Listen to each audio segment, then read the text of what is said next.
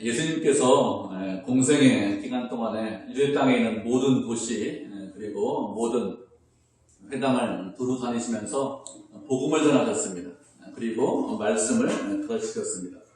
또 하신 일이 무엇이냐? 병자들을 고쳐주셨습니다. 예수님께서 두루 다니시면서 이런 일을 하신 이유가 무엇인가 하면 당신의 백성을 불쌍히 여기셔서 그렇게 하셨습니다. 백성들이 목지 않는 양과 같이 유리방황하기 때문에 백성을 불쌍히 여기셔서 이렇게 하셨습니다. 이렇게 두루 다니시면서 복음을 전파하시고 제자들에게 무엇이라고 말씀하셨습니까? 추수할 것은 참 많이 있는데 그런데 일꾼이 너무 적다. 그러니까 저분이 주인한테 청해서 그래서 일꾼을 보내달라 이렇게 요청해라 이렇게 말씀하셨습니다. 하나님의 일을 하다 보면 그러면 일은 참 많은데 그런데 사람이 적은 경우가 상당히 많습니다. 그래서 사람이 좀 더 있었으면 좋겠다. 일꾼이 좀 많았으면 좋겠다. 이렇게 생각을 할 때가 있죠. 교회 공사 일을 하다 보면 많은 경우에 특정한 사람이 많은 일을 맡아서 하는 경우가 많습니다. 그래서 그 일을 하는 사람은 힘들고 지쳐요. 어렵고 고생합니다. 근데 쭉 돌아보면 또 일을 할 만한 사람이 또 없어요. 그래서 어떻게 하지 못하고 그 일을 그냥 떠밀려서 그 일을 하는 경우가 참 많이 있습니다. 그렇게 일을 하다 보면 교회에서 일하는 것, 하나님의 일을 하는 것이 기쁨과 즐거움이고 소망이어야 되는데 그것이 아니죠. 괴로움과 슬픔과 눈물이나 이런 생각이 들 때가 참 많이 있습니다. 이런 사람들은 열심히 봉사를 하다가 어느 날 갑자기 더 이상 저 봉사 못하겠습니다. 어느 날 갑자기 저 교회에서 일하는 것 너무너무 힘듭니다. 이렇게 생각하고 모든 것을 제가 다 내려놓겠습니다. 이런 분들이 종종 있습니다. 그런데 예수님께서 우리에게 무엇이라고 말씀하셨습니까? 일이 참 많은데 너 혼자 그 일을 다 감당해라 이렇게 말씀하셨습니까? 그렇게 말씀하시지 않았어요. 일이 많으면 그러면 추수할 필요가 있으니까 일꾼을 보내달라 이렇게 요청을 하고 있습니다. 분명히 예수님께서 그렇게 말씀하셨기 때문에 우리가 어떻게 될까요? 할 일이 많이 있으면 먼저 기도해야 됩니다. 일꾼 보내주십시오. 제가 이 일 혼자 감당하기 힘듭니다. 어렵습니다. 그러니 일꾼을 좀 보내주십시오. 이렇게 기도하는 것, 그것이 우리가 가장 먼저 해야 될 일입니다. 한 사람이 일을 할 수 있는 양은 어느 정도 정해져 있어요. 한 사람이 무한대의 일을 할 수 있지는 않습니다. 그리고 저는 그렇지 않지만 성도님들은 대부분 사회에서 일을 하고 있습니다. 직장생활 대부분 하고 있습니다. 그렇기 때문에 이렇게 시간을 좀 내서 봉사하고 충성하는 것이 쉬운 일은 아닙니다. 그렇게 하나님의 일도 하고 또 자신이 사회 일을 해야 되기 때문에 어렵고 힘들 때 그때 일이 어려우면 해야 될 일이 무엇이냐? 하나님 일꾼을 좀 보내주십시오. 이렇게 하는 그것이 마땅합니다. 그렇지 않고 내가 그 일을 다 감당해야 됩니다. 내가 그 일을 다 감당하겠습니다. 그러다 지치고 쓰러지는 것이 아니라 하나님께 기도하는 것, 그것이 지혜로운 것입니다. 감당할 만한데 감당 못하겠습니다. 이러면 문제가 되겠죠. 그것이 아니라 감당하고 있는데 더 이상 이건 안 되겠다 이렇게 생각하면 기도하셔야 됩니다. 그리고 그렇게 기도하면 하나님께서 어떻게 하십니까? 하나님께서 우리들에게 일꾼을 보내주십니다. 예수님도 분명히 말씀하셨어요. 주인한테 청해서, 아버지한테 청해서 그래서 일꾼을 보내주셔서 이렇게 말씀하신 이유가 무엇입니까? 그렇게 기도하면 일꾼을 보내주시기 때문에 그렇습니다. 하나님 나라에는 우리가 알지 못하고 우리가 생각하지 못하는 그런 일꾼들이 참 많이 있습니다. 그런 사람들을 우리에게 보내주셔서 그 사람하고 같이 일하면 두 사람, 세 사람 혼자 일하는 것보다 그렇게 일하면 충분히 그 일을 감당할 수 있습니다. 이렇게 예수님께서 추수할 것은 참 많이 있는데 그런데 일꾼이 부족하니 일꾼을 보내달라 이렇게 요청하라고 하면서 어떻게 했습니까? 그 이후에 12제자를 부르셨습니다. 그러면 예수님께서 12제자를 부르신 이유가 무엇일까요? 예수님도 당신께서 하시는 그 일이 너무 힘들기 때문에 너무 많기 때문에 그 일을 감당하지 못해서 그래서 제자를 부르셨을까요? 그러진 않겠죠. 예수님은 하나님이십니다. 그렇기 때문에 감당 못하실 일이 없죠. 모든 일을 다 감당할 수 있습니다. 그럼에도 12제자를 부르셨습니다. 그리고 12제자를 부르셔서 일을 맡기셨습니다. 그러면 제자를 불러서 일을 맡기는 것하고 예수님께서 직접 그 일을 하시는 것, 그것 중에서 어떤 것이 더 일을 잘할 수 있을까요? 당연히 예수님께서 직접 일하시면 훨씬 더 일을 잘하십니다. 당연하겠죠. 사람을 불러서, 우리들을 불러서 일을 시키면, 그러면 어떻습니까? 일을 잘하는 사람도 참 많이 있어요. 그런데 일을 못하는 사람이 훨씬 더 많습니다. 사실은. 일을 못하는 사람이 훨씬 더 많아요. 그리고 예수님께서 직접 일을 하시면 하나님의 뜻이 무엇인지 명확하게 합니다. 그래서 얼마든지 정확하게 일을 하실 수 있습니다. 그런데 우리는 어떻습니까? 하나님의 뜻이 무엇인지 잘 모를 때가 훨씬 더 많아요. 그래서 일을 한다라고 하면서 일을 하는데 하나님의 영광을 위해서 일을 하는 것이 아니라 그 일을 하면서 잘못하면 하나님의 영광을 가리는 경우도 훨씬 더 많이 있습니다. 그렇기 때문에 예수님께서 직접 하시면 얼마든지 일을 잘하실 수 있는데 그럼에도 불구하고 예수님께서 어떻게 하셨습니까? 제자들을 보내달라고 기도해라 이렇게 요청했고 그렇게 말씀하셨고 그리고 또 직접 제자들 12제자를 부르셨습니다.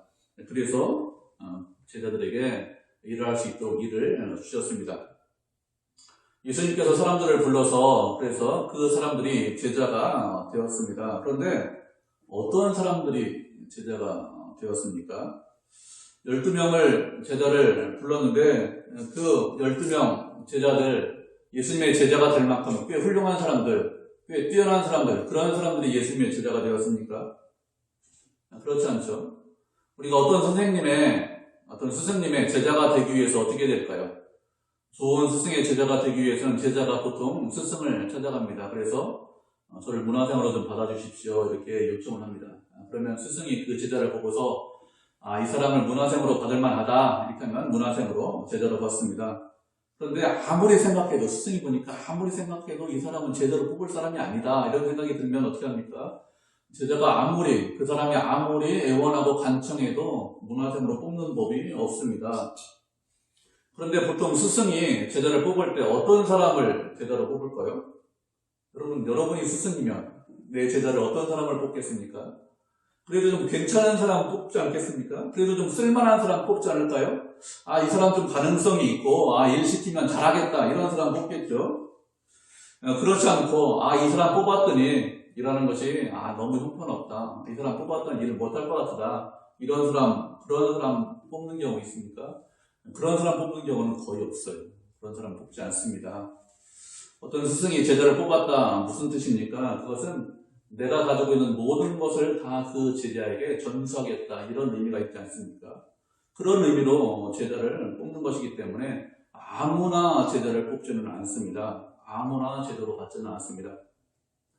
그런데 예수님의 제자들 한번 보시기 바랍니다. 그러면 예수님의 모든 것을 다 전수받을 수 있을 만큼 그렇게 훌륭한 사람들일까요? 그렇게 꽤 괜찮은 사람들입니까? 그 당시 기준으로 볼 때, 예수님 당시 기준으로 볼 때 꽤 훌륭한 사람들, 그런 사람들이 예수님의 제자가 되었습니까? 그렇지 않죠. 그렇지 않다는 것 충분히 알 수 있습니다. 예수님의 제자 중에 수제자가 누구입니까? 예수님의 제자 중에 수제자는 베드로입니다. 그런데 베드로는 어부예요. 여러분, 제자를 어부로 받을 수 있는데 수제자를 어부로 받는다. 이런 경우가 있을까요? 혹시 있을지 모르겠어요. 혹시. 그런데 그런 경우 거의 없겠죠. 수제자를 어부로 받는다. 그런 경우 별로 없을 것입니다.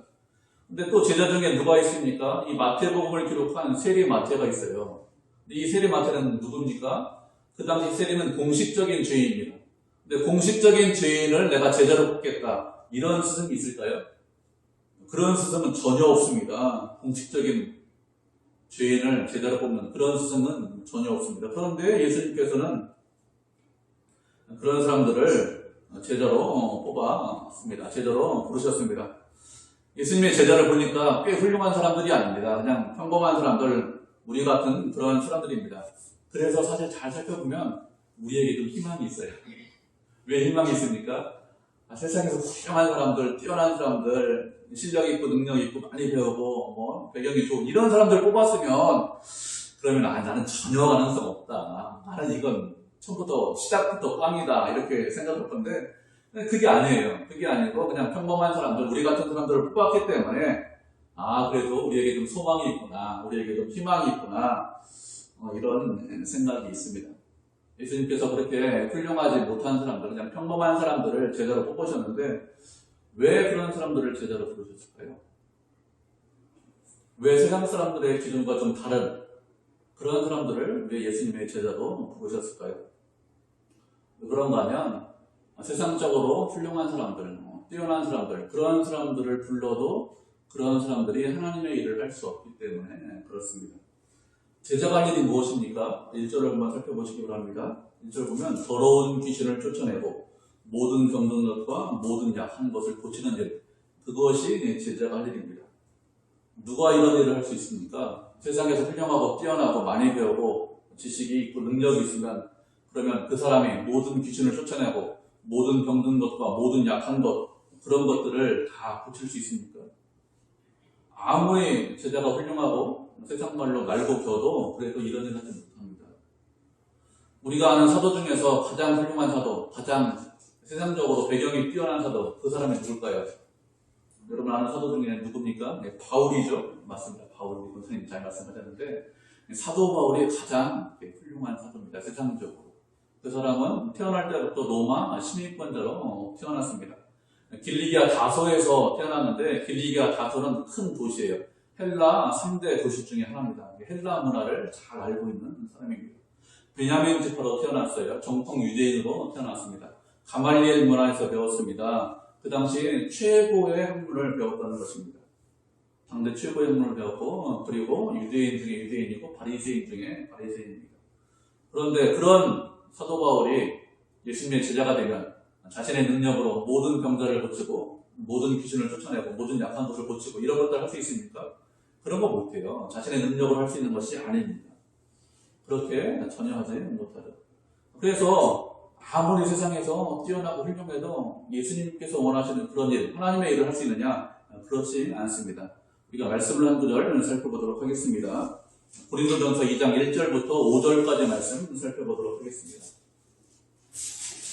고린도전서 2장 1절부터 5절까지입니다. 한 절씩 교독하고 마지막 절 같이 흡독하도록 하겠습니다. 먼저 읽죠. 형제들아, 내가 너희에게 나아가 하나님의 증거를 전할 때 말과 지혜의 아름다운 것으로 아니하였나니 내가 너희 중에서 예수 그리스도와 그의 십자가를 가지고 너희에게 내가 너희 가운데 거할 때 약하고 두려워하고 심히 떨었노라. 내가 너희 정감이 슬픈 일이 있는지 말로 하지 아니하고 다만 성령의 하나님과 능력으로 하여. 모두 같이 읽겠습니다. 너희 믿음의 사람이 있지 아니하고 다만 하나님의 능력에 있게 하려 하였노라. 아멘. 사도 바울이 고린도 교회에 편지를 쓰면서 스스로 고백하는 것이죠. 그가 고린도에서 복음을 전할 때 지혜의 말과 아름다운 말로 복음을 전하지 않았다 이렇게 고백을 하고 있습니다. 지혜의 말이다, 아름다운 말이다, 이것은 무슨 뜻이냐면은 그것은 그 당시 유행하던 수사법을 통해서 복음을 전하지 않았다는 것입니다. 그 당시 유행하던 그런 철학을 가지고 철학을 이용해서 복음을 전하지 않았다 이렇게 고백을 하고 있는 것입니다. 바울이 전한 것은 무엇이죠? 예수님과 예수님께서 십자가에 못 박히신 것, 그것만 알고 다른 것은 모르고 그것만 알고 그것만 전하기로 작정하고 그렇게 전했습니다. 그리고 고린도 교회에서 복음을 전할 때 어떻게 복음을 전했습니까? 두려워하고 약하고 떨었다 이렇게 고백을 하고 있습니다. 바울이 왜 이런 고백을 할까요? 그런가 하면 바울이 고린도에서 복음을 전하기 전에 아덴에서 복음을 전했습니다. 아덴은 지금 말로 하면 아테네를 말합니다. 철학의 도시입니다. 사도행전에 보면 그 당시에 에피쿠로스 학파, 그 당시에 스토 학파 이런 사람들이 그 아덴 지방에서 살고 있었습니다. 사도 바울은 말씀드렸듯이 가말리엘 문화에서 배웠습니다. 철학적인 것을 다 배웠어요. 그래서 그 사람들과 얼마든지 논쟁할 수 있습니다. 논쟁하면서 철학적인 논쟁을 하면서 복음을 전했습니다. 그렇게 복음을 전했는데 아덴에서 복음 전한 것이 그렇게 성공적이었느냐? 그렇게 성공적이지 못했어요. 바울은 자신이 가장 자신 있는 거였습니다. 많이 배웠기 때문에 얼마든지 내가 변증하면서 복음 전할 수 있다. 그래서 내 힘과 내 능력으로 아덴에서 복음을 전했는데 그렇게 성공적으로 복음을 전하지 못했고 그 결과가 만족스럽지 못했습니다. 그래서 그곳을 떠나서 그 이후에 그 다음에 고린도에서 복음을 전할 때는 예수님만 전하기로 작정을 했습니다. 아름다운 말로 지혜의 말로 복음 전하는 것이 아니라 예수님과 예수님께서 십자가에 못 박히신 것 그것만 전하기로 작정을 하고 그렇게 전했습니다. 왜 그럴까요? 복음을 전하는 것은 인간의 능력으로 복음을 전할 수 없기 때문에 그렇습니다. 아름다운 말을 하고 지혜의 말을 한다고 그 사람에게 복음이 들어가느냐? 그렇지 않습니다. 인간의 능력으로, 인간의 힘으로 그 사람이 믿음을 갖느냐? 그렇지 않아요. 어떻게 해야 그 사람이 복음이 전해집니까? 그 사람에게 성령 하나님께서 함께 하셔야만 그 사람에게 복음이 전해집니다. 다른 방법으로는 복음을 전할 수 없습니다. 하나님의 은혜로, 하나님의 능력으로 복음이 전해지는 것이지 인간의 힘과 인간의 능력으로, 인간의 말재주로, 인간의 지혜와 지식으로 복음이 전해지는 것이 아닙니다. 그래서 세상에서 훌륭하고 뛰어나요, 배경이 좋아요. 그렇다고 귀신을 쫓아내고 모든 병든 자, 모든 약한 자를 고칠 수 있느냐? 복음을 전할 수 있느냐? 영적으로 죽은 자를 살릴 수 있느냐? 전혀 그렇지 못합니다. 세상에서 아무도 그런 거 할 수 없습니다. 세상에서 어느 누구도 그런 일을 할 수 없기 때문에 예수님의 입장에서 보면 잘 생각해 보시기 바랍니다. 누구를 뽑아도 크게 문제가 안 돼요. 세상에서 아주 훌륭한 사람을 뽑아도 못하고 세상에서 이렇게 우리처럼 이렇게 별 볼 일 없는 사람 뽑아도 어차피 못합니다. 누구를 뽑아도 하나님의 일을 자신의 능력으로 못합니다. 바울 같은 사람을 뽑아도 되고 베드로 같은 사람을 뽑아도 그래도 아무도 못하기 때문에 사실은 조건은 다 똑같아요. 못하는 건 똑같습니다. 실력으로, 능력으로 할 수 있는 것은 아무도 없습니다. 예수님께서 우리를 그런데 제자로 불러주셨습니다. 왜 제자로 불러주셨습니까? 우리의 능력이 뛰어나서, 우리가 훌륭하기 때문에, 우리가 꽤 쓸만하기 때문에 제자로 불러주셨습니까? 우리가 하나님 보시기에 합당하기 때문에 제자로 불러주셨을까요? 절대 그렇지 않습니다. 우리의 능력을 보고 뽑으신 것은 아닙니다. 그렇다고 그냥 아무나 뽑은 건 아니에요. 창세전에 우리를 선택하셨기 때문에 다 주님께서 계획하시고 뽑았지만, 그렇지만 분명한 것은 우리의 능력과 우리의 실력을 보고 뽑으신 것이 아닙니다. 은혜로 불러주신 것이죠. 우리를 사랑해서 우리를 불러주셨습니다. 이렇게 예수님께서 은혜로 제자들을 불러주셨습니다. 그러면 그렇게 불러주신 제자들이 해야 될 일이 무엇입니까? 1절 말씀해 보면 우리가 살펴보았죠. 모든 더러운 것들, 모든 더러운 귀신을 쫓아내고 모든 병든 자와 약한 자를 고치는 일, 그것이 제자가 해야 될 일입니다. 그러면 제자가 이런 일을 해야 되는데 이런 일을 할 수 있습니까? 아무도 못한다고 말씀드렸잖아요. 어느 누구도 못하는데요. 그런데 제자들이 나가서 이런 일을 해야 됩니다. 이런 일을 해야 되는데 어떻게 이런 일을 할 수 있을까요? 1절 계속해서 보면 무엇이라고 말씀하고 있습니까? 더러운 귀신을 쫓아내고 모든 병든 것과 약한 자를 고치는 무엇을 주셨다고요? 권능을 주셨다, 이렇게 말씀하고 있습니다. 예수님께서 제자를 불러서 어떻게 하셨습니까? 그들이 하지 못하는 일을 할 수 있는 그런 능력과 실력과 권능을 주셨습니다. 제자들에게 이런저런 능력을 주시고 그 일을 감당해라 이렇게 말씀하시지, 이런저런 능력도 안 주시고 그 일을 감당해라 이렇게 말씀하시는 경우가 있습니까? 그런 경우는 없습니다. 하나님 나라는 그렇잖아요. 하나님 나라는 무조건 먼저 능력을 주시고 먼저 은혜를 베풀어 주십니다. 그리고 그 일을 감당해라 이렇게 말씀하십니다. 그것이 하나님 나라입니다. 능력 안 주시고 너 스스로 어떻게 한번 해봐라, 내 능력 가지고, 이렇게 하시는 법이 절대 없어요. 우리가 말씀을 한 구절 살펴보도록 하겠습니다. 마태복음 4장 18절부터 20절까지 말씀 살펴보도록 하죠.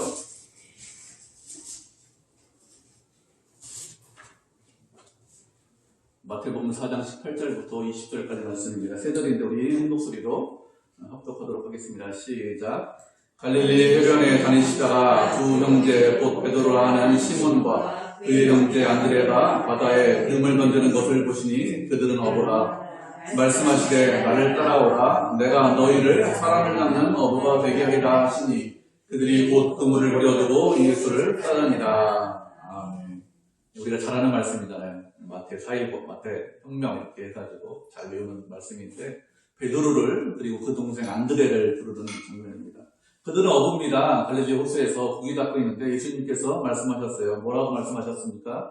나를 따라오너라. 내가 너희를 사람을 낳는 어부가 되게 하겠다, 이렇게 말씀하셨습니다. 무엇이라고 말씀하셨다고요? 내가 너희를 사람을 낳는 어부가 되게 하겠다, 이렇게 말씀하셨습니다. 베드로와 안드레가, 예수님의 제자가 사람을 낳는 어부가 될 것입니다. 그런데 그렇게 사람을 낳는 어부가 되는데 어떻게 사람을 낳는 어부가 됩니까? 내가 너희를 그렇게 만들겠다, 이렇게 말씀하셨습니다. 예수님께서 그렇게 만들겠다고 말씀하셨어요. 그러니까 누가 만드시는 거예요? 예수님께서 만드시는 것입니다. 예수님께서 능력을 주시는 것입니다. 은혜를 베풀어 주시는 거예요. 그렇게 만들었기 때문에 그가 사람을 낳는 어부가 되는 것이지 스스로의 능력으로 사람을 낳는 어부가 되는 법이 없습니다. 다 마찬가지예요. 사도행전 1장 8절에 무엇이라고 말씀하셨습니까? 너희가 예루살렘에 기다리면 성령을 받고 권능을 받고 은혜를 받고 예루살렘과 유대와 사마리아 온 땅에 가서 복음을 전해라 이렇게 말씀하셨어요. 성령이 임하면 권능을 먼저 받고 능력을 받고 은혜를 받고 하나님 나라의 법칙이 그렇습니다. 하나님께서 먼저 능력을 주십니다. 은혜를 주십니다. 능력도 안 주시고 은혜도 안 주시고 이런저런 일을 해라 이런저런 일을 감당해라 이렇게 말씀하시는 적이 없습니다. 그렇기 때문에 우리가 어떻게 돼요? 우리를 제자로 불러주신 것에 대해서 늘 감사해야 됩니다. 사실은 아무것도 할 수 없어요. 사실은 능력이 없습니다. 실력이 없습니다. 그런데 하나님께서 우리에게 능력을 주셨습니다. 은혜를 주셨습니다. 그 일을 감당할 수 있도록 하셨습니다. 그래서 우리를 제자로 불러주신 것에 대해서 늘 감사하고 찬송하고 기뻐하고 즐거워해야 되겠죠. 그러면 왜 우리를 제자로 불러주셨을까요? 왜 제자로 불러서 하나님의 일을 하게 하십니까? 할 일이 너무 많은데 그런데 그 일을 하나님께서 다 감당 못하시기 때문에 그래서 좀 제자로 불러주신 것일까요? 일 시킬 사람 없었기 때문에 제자로 불러주신 것입니까? 그렇지 않다고 말씀드렸습니다. 만약에 그렇게 생각하시면 그것은 잘못 생각하시는 것입니다. 우리는 종종 이렇게 오해를 합니다. 하나님께서 나를 구원시켜 주셨구나, 은혜 베풀어 주셨구나, 나를 제자로 불러 주셨구나. 이제 제자가 되라고 하는 거 보니까 이제 내가 가지고 있는 것 좀 다 내놓으라고, 내 것 좀 바치라고, 그렇게 하라고 제자로 부르시나 하는 경우가 있습니다. 그렇지 않아요. 하나님께서 무엇이 부족하실까요? 우리가 하나님께 무엇을 드려야 그래야 하나님께서 당신의 일을 하실 수 있습니까? 그렇지 않습니다. 우리가 아무것도 안 드려도, 우리가 없어도 그래도 하나님께서 당신의 일을 충분히 하실 수 있습니다. 얼마든지 하실 수 있습니다. 그리고 하나님께서 직접 일하시면, 제가 말씀드렸죠. 직접 일하시면 우리가 하는 것보다 훨씬 더 잘하십니다. 훨씬 더 정확하게, 반듯하게 일하십니다. 우리의 능력과 우리의 어떤 무엇이 필요해서, 우리의 물질이나 시간이나 열정이나 아니면 우리의 기도나 이런 것들이 필요해서 그래서 우리를 제자로 부르시는 것입니까? 그렇게 생각하면 그건 정말로 오해를 하시는 것입니다. 잘못 생각하는 것입니다. 그렇지 않습니다. 우리가 말씀을 한 구절 또 살펴보도록 하겠습니다. 고린도전서 3장 6절부터 9절까지 말씀을 살펴보도록 하죠. 고린도전서 3장 6절부터 9절까지 말씀입니다.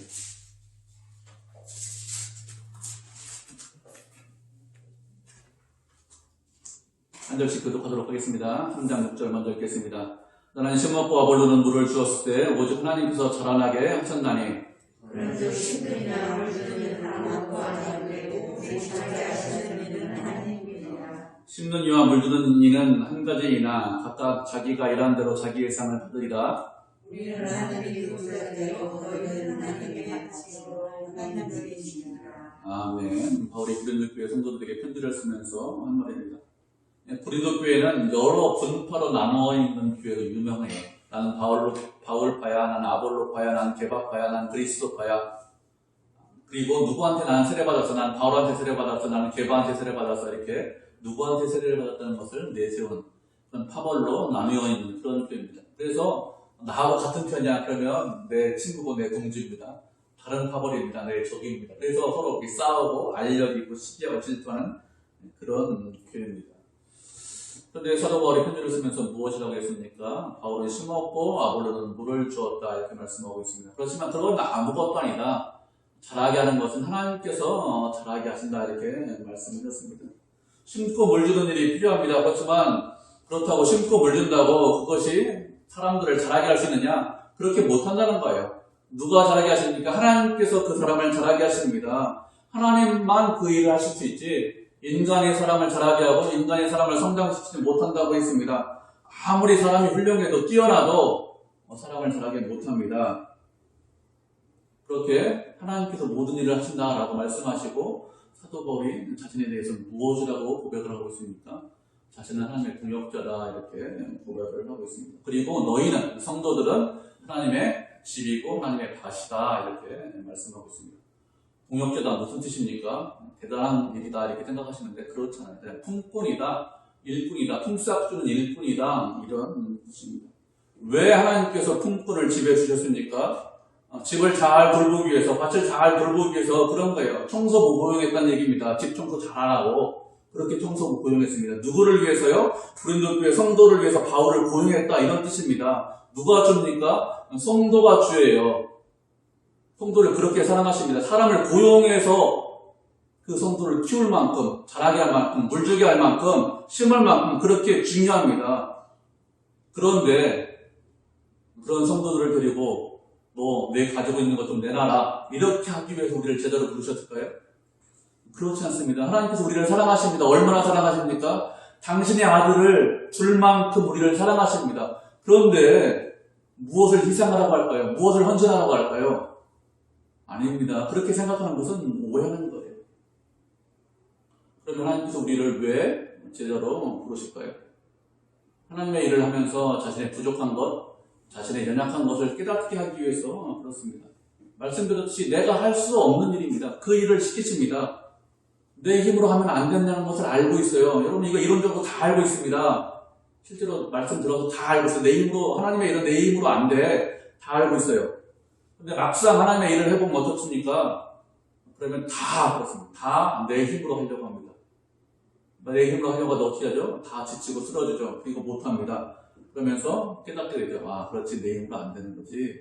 내 실력으로 안 되지. 그렇게 내 힘으로 내 실력으로 안 된다는 것을 깨달으면 그때부터 어떻게 합니까? 그때부터 기도하고 그때부터 하나님을 의지해서 합니다. 그전에는 잘 몰라요. 제자가 되어서 하나님의 일을 하기 전에는 잘 모릅니다. 그런데 제자가 되어서 하나님의 일을 하다 보면 자신이 얼마나 부족한 사람인지 깨닫게 됩니다. 자신이 얼마나 실력이 없고 능력이 없는 사람인지 깨닫게 됩니다. 그리고 하나님의 일을 하다 보면 하나님의 은혜와 사랑이 얼마나 큰지 깨닫게 되죠. 하나님의 은혜와 사랑을 깨닫게 돼서 그래서 감사하고 찬송합니다. 나를 얼마나 사랑하시는지 그것을 알게 됩니다. 그렇게 하면서 충성하면서 시간이 지나면 그러면 무엇이라고 고백하죠? 사도 바울처럼 고백합니다. 나의 나된 것은 주님의 은혜입니다. 이렇게 고백을 합니다. 이런 고백 누가 할까요? 제자만 이런 고백합니다. 제자가 아닌 사람은 이런 고백을 못해요. 왜요? 내 힘으로 무엇을 하기 때문에 그렇습니다. 제자는 내 힘으로 그것을 못하기 때문에 나의 나된 것은 하나님의 은혜입니다. 이렇게 고백합니다. 그래서 우리를 제자로 부르신 것입니다. 그런데 사람들이 많이 오해해요. 아, 제자로 불렀으니까 나를 구원시켜 주셨으니까 내 것 좀 내놔야 되나 보다. 내가 좀 희생해야 되나 보다. 제자가 되는 것은 무엇을 헌신하고 희생하고 무엇을 내놓는 것이다. 이렇게 오해를 합니다. 그렇지 않습니다. 제자가 되면 무엇이 필요 없는 것인지 깨닫게 됩니다. 그래서 필요 없는 것을 버리게 하시는 거예요. 사도 바울이 무엇이라고 했습니까? 자신이 가지고 있던 배경, 지식, 배운 것, 모든 것을 뭐라고 했어요? 배설물로 여겼다라고 했습니다. 아무것도 아닙니다. 그것이 세상에서 의미가 없습니까? 그것이 세상에서 가치가 없을까요? 그렇지 않습니다. 세상 기준으로 보면 의미가 있습니다. 가치가 있어요. 바울도 알고 있습니다. 그런데 제자가 되면 깨닫게 됩니다. 무엇을 깨닫게 되죠? 하나님의 나라에서는 그것이 별 의미가 없다는 것을 깨닫게 됩니다. 별 가치가 없다는 것을 깨닫게 됩니다. 그래서 그것을 버리게 하시는 거예요. 하나님 나라의 백성인데 가치 없는 것을 잡고 있으면서 이걸 못 놓고 있거든요. 못 놓고 그냥 그 끝까지 붙잡고 있어요. 그런데 제자가 되면 무엇이죠? 아, 이것이 가치 없구나, 의미 없구나. 그래서 그것을 버리게 하십니다. 희생하는 것이 아닙니다. 우리는 어떤 사람들입니까? 우리는 눈에 보이는 것을 소망하면서 사는 사람들이 아닙니다. 눈에 보이지 않는 것을 소망하면서 사는 사람들입니다. 제자가 되면 이렇게 변해요. 그래서 눈에 보이는 것들을 버립니다. 하나님께서 그것이 의미 없다는 것을 깨닫게 하십니다. 세상 사람들이 보면 그래서 그걸 희생하나 보다, 헌신하나 봐 이렇게 얘기하는 거예요. 그렇지 않습니다. 가치 없는 거 그냥 버리는 거예요. 하나님께서 우리에게 희생을 강요하십니까? 우리에게 헌신을 강요하십니까? 하나님의 은혜와 사랑을 모르시는 거예요. 그렇게 생각하시면 오해하시는 것입니다. 아들을 주셨다니까요. 무슨 희생이 필요합니까? 무슨 헌신이 필요해요? 우리가 가지고 있어봐야 별 쓸모없는 것들, 그런 것들을 가지고서 너무 마음을 쓰니까, 너무 그것에 가지고 그것을 소중하게 생각하니까 그것을 버리게 하시는 것이지, 그것을 포기하게 하시는 것이지 희생을 강요하시는 법이 없습니다. 아버지십니다. 아버지가 아들한테 희생을 강요합니까? 여러분 부모인데 아버지가 아들한테 희생을 강요할까요? 그런 분 없지 않습니까? 하나님 그렇지 않습니다. 예수님께서 12사도를 부르셨습니다. 예수님께서 부르셨기 때문에 제자가 되었습니다. 우리도 마찬가지예요. 주님께서 우리를 불러주셨기 때문에 제자가 되었습니다. 스스로 제가 제자가 되겠습니다. 이렇게 해서 제자가 된 사람은 아무도 없어요. 불러주셔야 그래야 제자가 됩니다. 그러면 우리가 우리 자신에게 스스로 질문해 보셔야 됩니다. 제자로 부르셨는데 내가 과연 제자의 삶을 살고 있습니까? 이렇게 스스로 질문해 보셔야 됩니다. 나는 예수님의 제자입니까? 이렇게 물어보셔야 돼요. 여러분들 예수님의 제자이십니까? 제자, 누가 제자일까요? 그럼 어떤 사람이 제자입니까? 제자는 말씀에 순종하는 사람이 제자입니다. 예수님께서 제자들에게 권능을 주셨습니다. 나가서 복음 전해라. 병자를 고쳐라. 이렇게 능력을 주셨습니다. 어떻게 했습니까, 제자들? 나가서 복음 전했어요. 말씀 읽어보면. 그렇게 전하고 순종하는 사람, 그 사람이 제자입니다. 말씀에 순종하는 사람이 제자지, 말씀에 순종하지 않는 사람은 제자가 아닙니다. 말씀 들었습니다. 은혜 받았습니다. 그런데 딱 문 밖에 나가서 내 마음대로 살아요. 그러면 제자 아닙니다. 말씀에 순종하는 사람이 제자예요. 그리고 또 누가 제자일까요? 예수님께서 제자들을 부르시고 그 제자들과 3년 반 동안이나 같이 생활하셨습니다. 왜 3년 반 동안 같이 생활하셨을까요? 제자들을 위해서 3년 반 동안 같이 생활하신 거예요. 제자들을 위해서. 왜 제자들을 위합니까? 어떻게 만들려고요? 제자들을 제자답게 만들기 위해서 3년 반 동안 생활하셨습니다. 그럼 어떤 것이 제자다운 것입니까? 무엇이 제자다운 것일까요? 제자는 누구를 닮습니까? 제자는 자기 스승을 닮습니다. 스승을 따라하고 스승을 닮는 사람, 그 사람이 제자입니다. 그러면 누가 제자일까요? 예수님을 따라하고 예수님을 닮는 사람, 그 사람이 예수님의 제자입니다. 예수님께서 당신의 제자를 부르신 이유가 무엇일까요? 예수님 닮는 사람 만들기 위해서, 그래서 예수님을 제자를 부르신 것입니다. 다른 이유가 없어요. 예수님 닮는 사람 만들기 위해서 3년 반 동안 같이 생활을 하셨습니다. 그러면 스스로 물어보셔야 되죠. 또 나는 예수님을 닮은 사람입니까? 이렇게 물어보셔야 됩니다. 예수님 닮는 거 사실 너무 멀죠. 이 목사님 저도 그런데 너무 멀어요. 전혀 안 닮았는데. 맞습니다. 그럼 또 이렇게 한번 물어보시기 바랍니다. 그럼 예수님을 닮아가고 있습니까? 이렇게 물어보시기 바랍니다. 어제보다 오늘, 오늘보다 내일, 시간이 지나면 지날수록 점점 나는 예수님을 닮아가고 있는 사람입니까? 예수님을 따라가고 있는 사람입니까? 이렇게 물어보셔야 됩니다. 그리고 어떻게 하셔야 됩니까? 날마다 예수님을 닮아가셔야 됩니다. 하루하루, 날마다 천국 가기 전까지, 하나님 나라 가기 전까지, 죽기 전까지 예수님을 따라가고 닮아가야 돼요. 그것이 제자입니다. 우리가 부족해요. 연약해요. 다 알고 있습니다. 그렇지만 포기하지 않고 매일매일 날마다 한 걸음 한 걸음 주님을 따라가고 닮아가는 사람, 그 사람이 제자입니다. 일주일에 한꺼번에 가고 좀 일주일 쉬면 안 될까요? 지름길 없으니까. 이 하나님 나라는 지름길이 없어요. 속성제배가 없습니다. 날마다 매일 예수님을 닮아가는 사람, 그 사람이 예수님의 제자입니다. 제자는 스승을 닮아야 됩니다. 그렇게 예수님을 닮으라고 예수님께서 우리를 부르셨습니다. 무엇을 희생하고 무엇을 내놓으라고 부르신 것이 아니라 예수님 따라가고 닮으라고 우리를 제자로 부르셨습니다. 우리는 하루하루 예수님을 따라가고 닮아가서 그래서 예수님의 제자가 되고 예수님께 하나님께 영광을 돌리는 그런 믿음의 성도, 은혜의 성도가 되기를 주님의 이름으로 축복을 드립니다.